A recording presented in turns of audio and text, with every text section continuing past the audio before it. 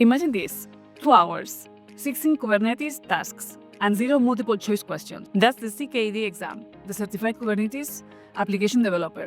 And it's tough. I'm Anna, a proud golden Kubestronaut, and today I will share exactly how I passed the CKD exam, what makes it different from the CKA, and the lessons that will help you crush it. Kubernetes is powering the infrastructure of the future.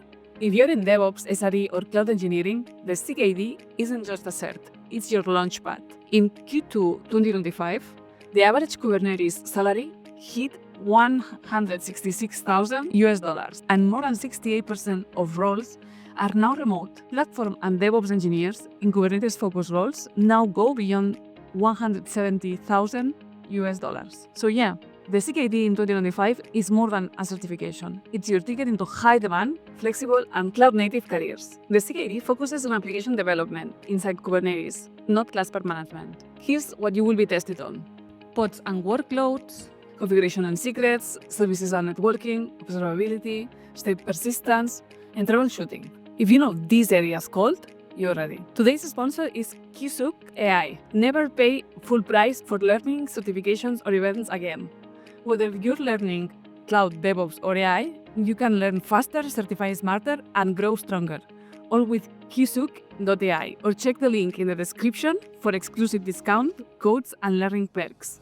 Over 150,000 learners already follow KillerCoda for smarter certification prep and community power. Just that you know, Kubestronauts and Kubestronauts are both powered by KillerCoda. And for the first 100 comments, I will give away a 50% discount ticket for your next Kubernetes exam. So how's the CKD different from the CKA exam? The Certified Kubernetes Administrator. Here's the deal.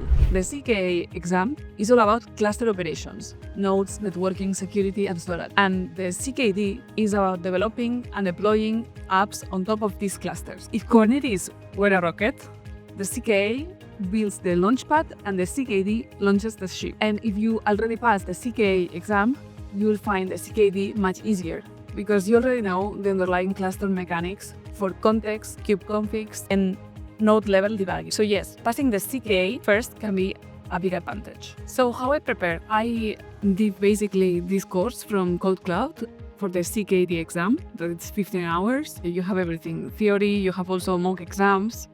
And if you want to do even more mock exams, you have another course from KodeKloud. It's about 1 hour long. And you have 8 mock exams more for the CKD. Also, if you want to be even more prepared, you can do all the scenarios from KillerCoda.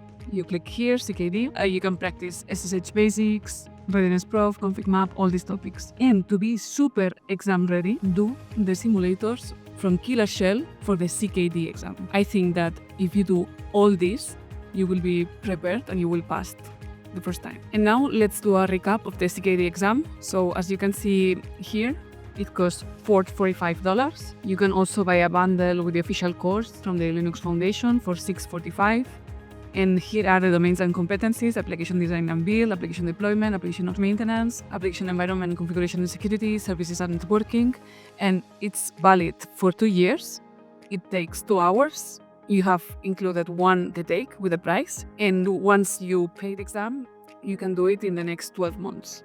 And you need a 66% to pass. So here are my 5 lessons for the CKD exam. Lesson 1, cluster and namespace discipline. Every question runs in its own cluster and namespace, and it's easy to mix them up. Always check kubectl config current context, kubectl get namespace, and then set your namespace before doing anything. A pro tip to avoid errors: you can just open a new tab for each question, 1 tab per cluster. It keeps everything clean and saves you from accidentally running commands in the wrong environment. This simple habit saves lives. Lesson 2, troubleshooting is everything. That exam feels like debugging. Pods crash, services fail, configs misbehave. kubectl describe, kubectl logs, and curl are your best friends. Lesson 3, YAML is power. YAML speed equals exam speed. Use commands like kubectl get deploy app -o redirect app YAML. Edit, apply, repeat, keep backups. A quick rollback equals safety. Lesson 4. Docs are your GPS.